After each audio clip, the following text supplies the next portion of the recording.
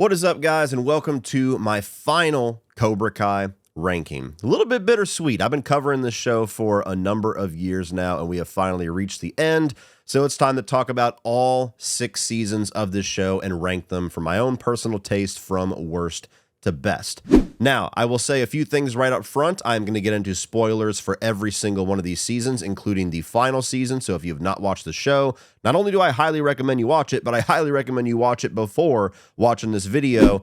And 2, I would give an overall positive review to every single season of this show. Even my bottom couple here, where I have significant issues, it would still tip into the side of me overall having a good time. Even at its worst, this show is very enjoyable, very rewatchable. So every single season of this show I like on some degree, but goes without saying there's some that are much better than others. So put your thoughts down below in the comment section, rank all 6 of these seasons, let me know some reasons why, and are you excited for Karate Kid Legends? That's one that I haven't really grasped a whole lot of fan excitement for, a whole lot of hype for. So now that Cobra Kai is over, are you looking forward to the movie, or are you just focusing on the end of the show and just kind of savoring that? Let me know. And with all that said, let's kick this thing off with number 6, my least favorite season of this show. And unfortunately, I have to give it to this most recent season, season 6, the final season. This was the only season of Cobra Kai that was extended. It went to 15 episodes instead of 10 episodes, and they released it in 3 different parts. And there's a number of reasons why I think this is the least successful season of the show. Now, it is completely saved by the last 3 episodes, and if even half of this season was on par with the last 3 episodes, it would be significantly higher in this list. But I would say about 10 out of the 15 episodes of this final season are some of the worst stuff that we've gotten out of Cobra Kai. So first off, I really did not like the 3-part release schedule. I thought that was very frustrating. And for a show like this that is just probably the most bingeable show that I've ever been a fan of, where you can just blow through a season or even 2 seasons in a sitting and just not even miss a beat. It just rolls. And that really stunted the momentum of this season, only being able to watch 5 episodes at a time. All 3 parts I was able to watch like in a sitting and still wanting more. So I don't really understand if that was just them doing some kind of a weird extended thing for viewership, or if it was strictly just to keep Cobra Kai and Karate Kid in the pop culture consciousness until just a few months until the movie comes out. I tend to think that's probably the reason. But the release schedule definitely hurt. Maybe when I watched this show, this last season in a rewatch form, I'm able to go through all 15 in one sitting. It'll be a little bit better. But as far as specific storylines, you know, this is a season where it felt like they had to introduce all of this new stuff, all these new characters, when we're really supposed to be focusing on closing out storylines. So most of the main villains of this season, aside from Terry Silver, are characters that we've never really been introduced before. So all the characters that end up in like the final fights of the Saikai Taikai, you don't have any sort of attachment to, any sort of care about. And it makes the final fights, for as satisfying as they are, be missing that very important element that Cobra Kai and Karate Kid always did so well, where there's like a bit of a dual interest in both of the opponents. There's usually one you root for, but you still have some kind of an attachment to the other side.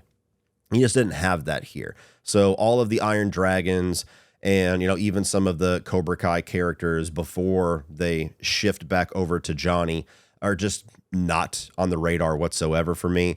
Then you had all the storylines about them trying to get into college, and for some of them, they're like, I have to win this karate tournament to get into college, which is just a weird direction to go. And you're still kind of dancing around a lot of the same dynamics that we have been dancing around for the last number of seasons. And so even with season 5, which I've yet to talk about, at that point, it started to feel like we were recycling certain storylines, starting to recycle certain dramas between specific characters. And we went through a lot of that again here in season 6. I thought that some of the characters really got shortchanged. Like Hawk is a fan favorite, and he really doesn't get a whole lot of significance in this last season. It's just kind of his drama with Dimitri about what college they're going to go to. You have Kenny, who is a really good addition to the last half of this show, who's reduced to shitting his pants and then just kind of fading into the background. You never get any kind of a genuine payoff or any kind of a redemption arc for Daniel LaRusso's son. He just shits his pants in solidarity with Kenny, which is just goofy as hell. And even some of the more what should be touching stuff like the pregnancy and the birth of Johnny and Carmen's baby, it just kind of felt like a distraction up until the point where they have the baby, they have the wedding and everything right there. That was a nice scene, but you have a whole episode where Johnny and Miguel jump onto a plane from Barcelona to haul ass back to LA because there's a complication with the pregnancy. They literally walk into the hospital and she's like, I'm good, go back. And then they fucking get on a plane and go back to Barcelona. It's just like, okay, you're clearly padding out the story with stuff like that. You do not have 15 episodes of story, and so you're just having these distractions to try to fill out these seasons. Now, when you get to the good stuff is great stuff. Some of the fighting and everything in the middle, some of the humor I had a good time with Eli or Hawk kind of unintentionally cock blocking Dimitri. I thought that was really funny. I didn't hate the world wrestling style Sakai Takai stuff in the second chunk where they're throwing each other off of platforms and they're having like group Royal Rumbles and stuff. I thought that was at least a different dynamic. It didn't really make sense for a karate tournament, but I didn't hate that stuff as much as some. But those last 3 episodes is really what saved this season.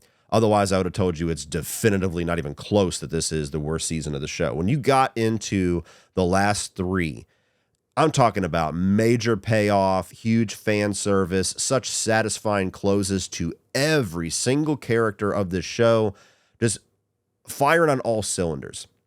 And it's a real shame to me that they couldn't have combined the best elements of season 5, which I'll talk about soon, and the best elements of season 6 into one just phenomenal final season. They had to stretch it out.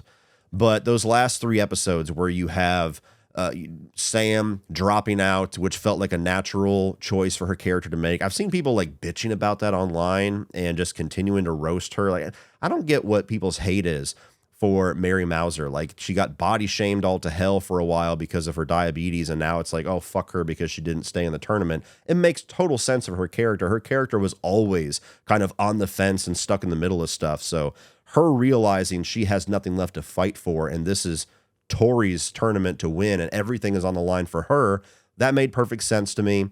I thought that the Miyagi-Do kind of losing and not making a big deal out of that was a good place to go. And then whenever we got to that scene where it seems like the Iron Dragons are going to be crowned as the male winner, and there's no chance that anybody's going to be able to take them down, and then you get that announcer and he's like, well, in the event that Cobra Kai is not able to name a successor, then it automatically goes the win to the Iron Dragons. And everybody cheers and he goes, but Cobra Kai has named a successor. And I was like, yeah, baby. And when it shows Miguel walk out with Tori to fucking AC/DC, and then Johnny walks out reclaiming his throne in Cobra Kai, from that moment until the end, I was just on cloud 9. I was sitting here like I was at a live sporting event, like, fuck yeah, do it, baby. So that stuff was awesome. The final fights were great. Tori eventually winning the world championship for the girls was great.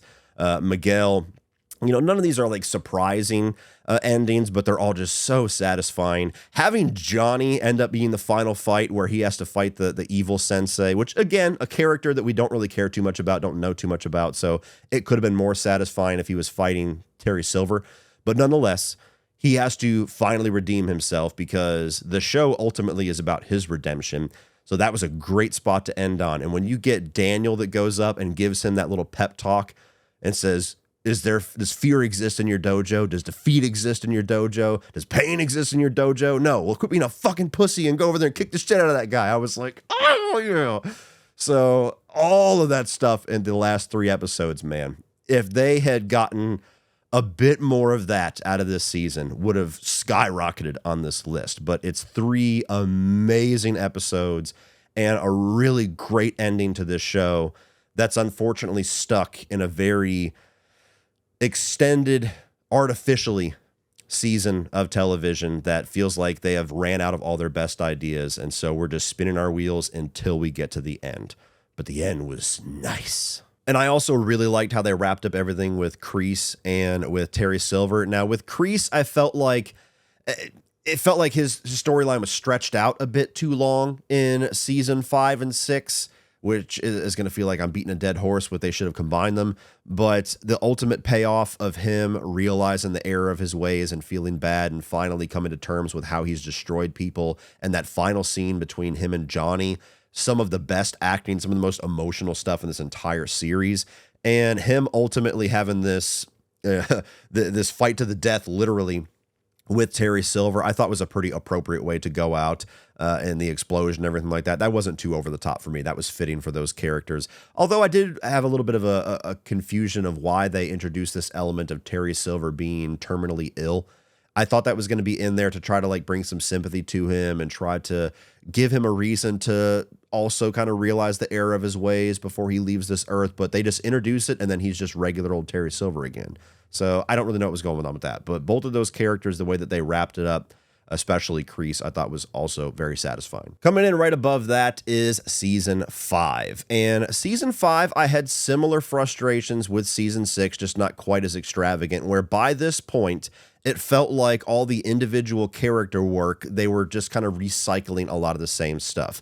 Miguel and Sam are breaking up just because Sam needs time. And it's like, God damn, this on again, off again shit is exhausting. And then you have Robbie and Tori have their own version of that. And Johnny and Daniel are kind of on the outs again. And so it's a point in time in the show where it feels like we've reached the natural conclusion by now, but it feels like we're still kind of sitting in quicksand because we know we have a whole season and an extended season left to go.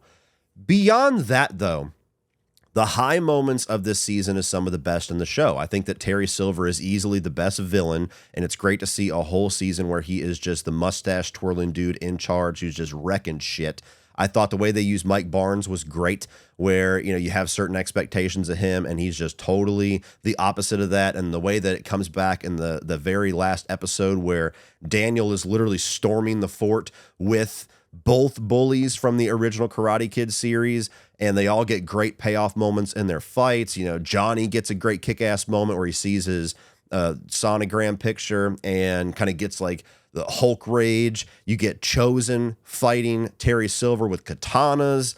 I mean, there is some epic level shit in this season. I even really like a lot of the dynamics going on with some of these side characters that up to this point didn't get a whole lot of focus. Like, you know, Kenny really becoming a big focus beyond his fall in season 4, where him, especially with his relationship and how it adds to the character of Robbie Keene, and him trying to like save Kenny and him just being so far gone up until the end of the season where he finally sees the light. You have Tori, who's like a double agent for Kreese, which was really cool. By the end of season 4, and certainly here, this is where Tori really started to come into her own as a character and started to become really interesting and engaging. And even kind of how Daniel is really at his lowest in this season. Like, he just systematically has so many things taken away from him because Terry Silver is just playing chess and kicking his ass in every aspect of life. So it's a really exciting season in its best moments. But in a lot of the build-up and in a lot of the quieter moments with a lot of the other main characters that we love just as much as Robbie and Johnny and Daniel, it feels like we're starting to dip back into the well and just kind of cycle through stuff that we've already been through numbers of times in this show. So again, if they had just taken the best elements of season 5 and the best elements of season 6 and had one final extended season with those two elements in mind, I think that season could have been so good that it could have skyrocketed to number 1. I genuinely believe that. But as it is, we have 2 seasons with a shared list of problems, but have some really nice high points. Coming in at number 4, we have season 3. And this was the first season of the show where I started to have some pretty significant issues. Now, just like with the last 2, there's some really good stuff in this season.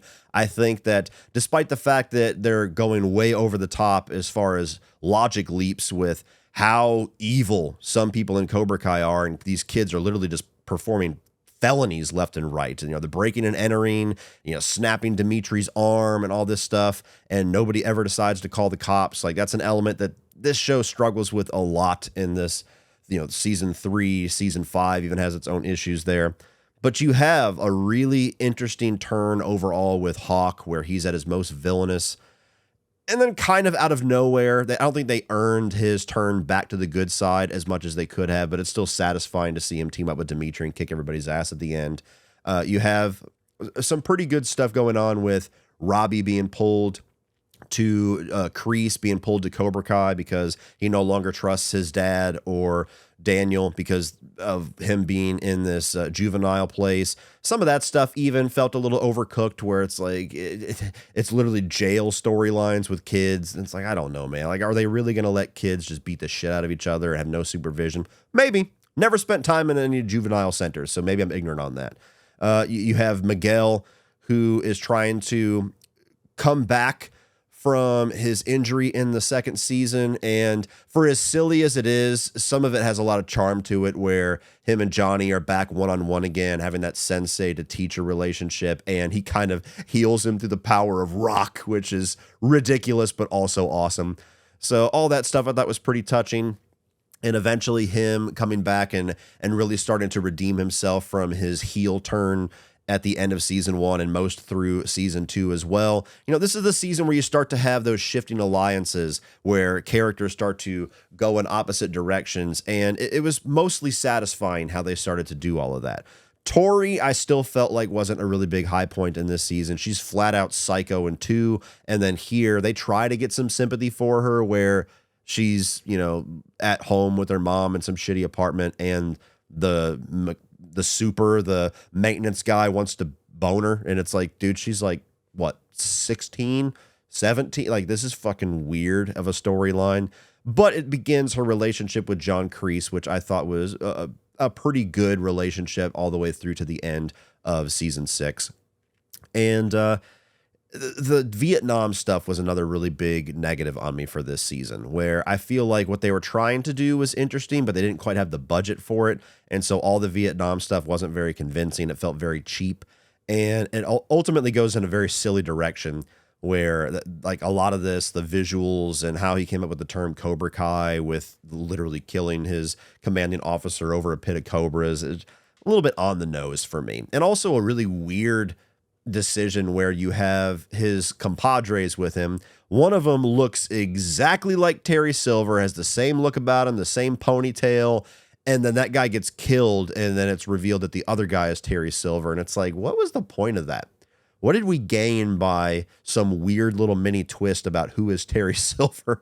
So a lot of that stuff was goofy as shit. And then you finally get the big payoff at the end, where Johnny, after Kreese sends all these kids to basically just raid the LaRusso house and beats the living fuck out of most of them, and even Miguel, who wins the fight, is just bloodied all to hell, where he just charges the Cobra Kai dojo and gets into a fight with Kreese. Eventually his son gets wrapped into that, and then Daniel shows up to save him, and now it's Daniel and Johnny versus Kreese. Like, that was a really satisfying moment, even if some of the stunt work with Martin Cove being older wasn't as convincing as I wished it could be. But some really cool stuff in this season. You know, this is where a lot of the character betrayals and stuff like that, I think, were at some of its strongest. Just a little bit maybe too ambitious for what their budget was at the time. Even though this was the first season on Netflix, I think it was still produced somewhat under the YouTube Red banner. Coming in at number 3 for me is going to be season 2. And this is one that often gets criticized quite a bit, but I always have a lot of fun with season 2. To me, it takes everything about season 1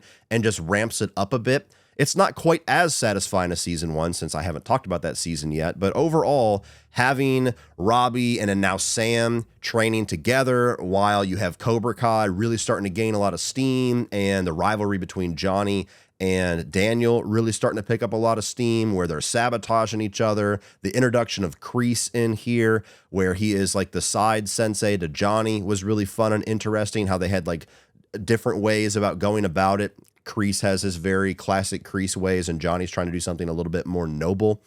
And The weakest part of this season for me is a lot of the love triangle melodrama stuff, all the CW teenage bullshit where Miguel and Tori become a couple and Robbie and Sam become a couple, and then they kind of hate each other, and there's all that like swapping around of who's loyal to who, and the Robbie not wanting to tell Sam about Miguel bringing Mr. Miyagi's medal back and all that. All of that teenage drama stuff is the least interesting for me because I think I'm just at an age where I just look at all that as foolish. But nonetheless, all the stuff mostly between all the growing rivalries and both dojos starting to grow and having their own set of characters that have all of these individual rivalries that all come to this ultimate fruition with this massive school brawl, which is one of the coolest sequences in this entire show.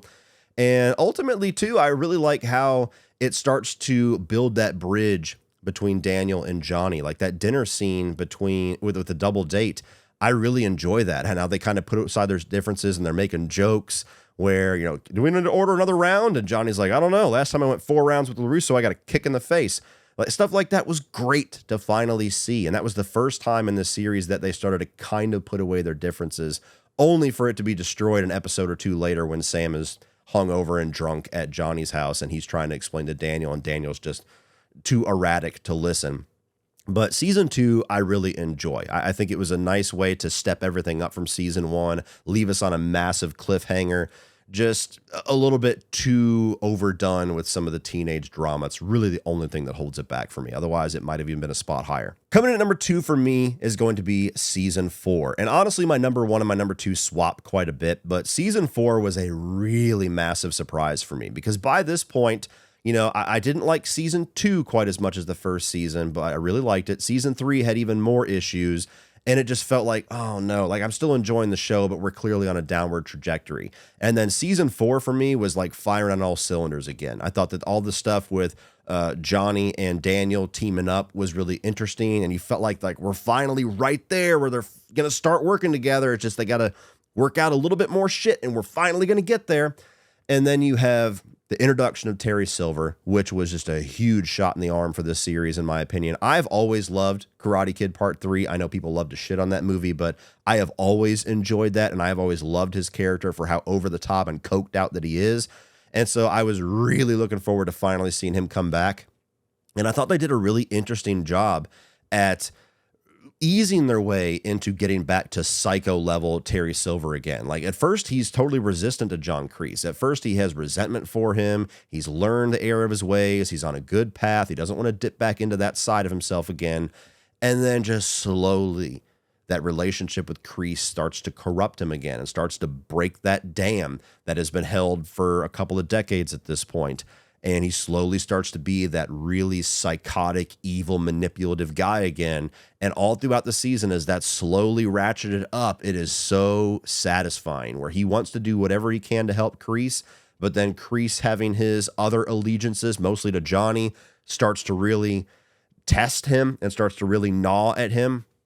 And as far as going to like literally assaulting somebody almost to the point of death to set up Kreese by the end of it. It was a fantastic way to wrap up that season.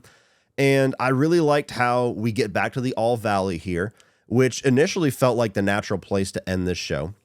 And so there was a lot of stakes. And the way that everything played out, aside from maybe Miguel snapping his back in the way that he did, felt a little goofy, or he's doing this little spin kick and all of a sudden, that was always weird for me. But giving an opening for Hawk to come in for Miyagi-Do and win the whole thing was badass. Having the fight between Tori and Sam be this, big thematic thing that's been built up for a while. And then you have Amanda LaRusso that is helping out Tori throughout the season, which started to really bridge the gap between Tori just being this irredeemable psycho and actually her being a really great character. But the way that it plays out of her winning this victory and having this character growth and then having that robbed away from her minutes later when she finds out that Terry Silver paid off the referee. Really great stuff to set up the future of the Tori character. This was also the introduction of Kenny, and I thought he was a really good addition to the later part of this show, where you have a lot of the classic Karate Kid themes of bullying and all that kind of stuff, and he kind of has the reverse path of Daniel LaRusso. and having LaRusso's son actually be the aggressor, and the way that Daniel deals with him, I thought was great, because up to this point, that kid was just fucking insufferable. I hated him as a character. I wanted to jump through the TV and do my own version of parenting on him. But, you know, he gets to this point where his dad is taking no more shit from him. And whenever you have him, you know, paying off somebody to do his chores, and he takes away his tablet just to find him on another tablet, and he takes it and snaps it in half. Like, quiet! Does the Johnny thing. Like, that was a great moment for him. Fortunately, they never really pay off LaRusso. They never really give him an ultimate redemption arc. It's the one, like, major thing that was missing from the final season. But a lot of great storylines, plot lines, whether they're small or big, and the way that they all culminate by the end of season 4, that this ended up being one of the most ultimately satisfying seasons of this show. But coming in at number 1 for me is the first season. And again, my first season love and my season 4 love are basically in equal measure, so it just depends on my mood. But now that the show is wrapped up, I think the nostalgia factor of the first season and the ultimate surprise that I have with season 1, I hold a little bit closer to the heart than any other season in this show. Now, I was somebody that I've always been a massive fan of the movies, all 3 of them. And when they initially advertised this idea, I thought it was garbage. I was like, this is going to suck so bad. Why would you ever do this? Why would you taint the reputation of Karate Kid? This is ridiculous. It felt like it was just out of response of like this growing internet meme about Johnny being the secret protagonist of the first movie. I was like, man, get the fuck out of here with all of that. And I actually didn't start watching this show until the first 2 seasons were done. And I had heard enough positive about it that I decided just to give it a shot. And within an episode, I was like, God damn, this is good.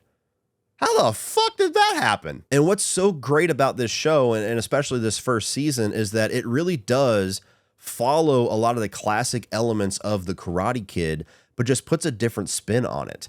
You know, it puts Johnny in this spot where he is primed for a redemption arc. He finds this kid who's being bullied, and rather than having like this nurturing father figure in the way of Mr. Miyagi, he kind of has this little bit more rough around the edges father figure in Johnny.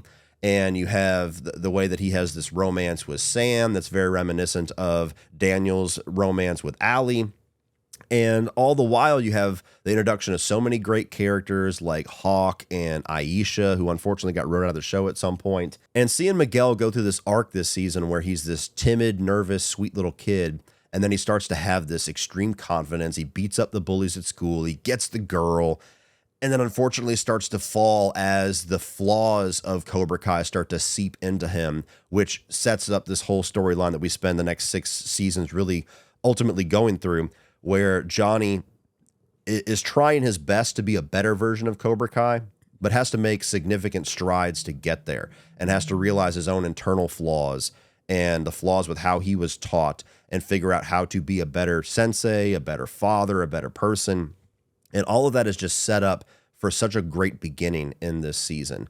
And, you know, for as much as it was kind of a weird pill to swallow at first, with Daniel LaRusso being kind of a whiny bitch this season, and even season 2 to a certain degree, and moments throughout the whole series, I think it makes sense for his character, because there's a lot of that impulsive stubbornness that he has even in the original movies, and that manifesting as an adult who is rich and successful and has a wife and a daughter and everything, and he's, you know, taking on this new Cobra Kai.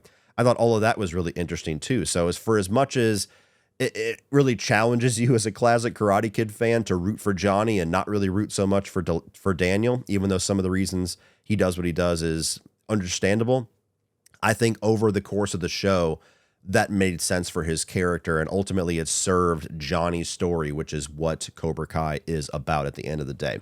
So Cobra Kai season 1, I think, is just Cobra Kai in its most pure form, in its most classic form. It's not quite as bombastic and over the top and, you know, even silly as some of the later seasons, as great as they are.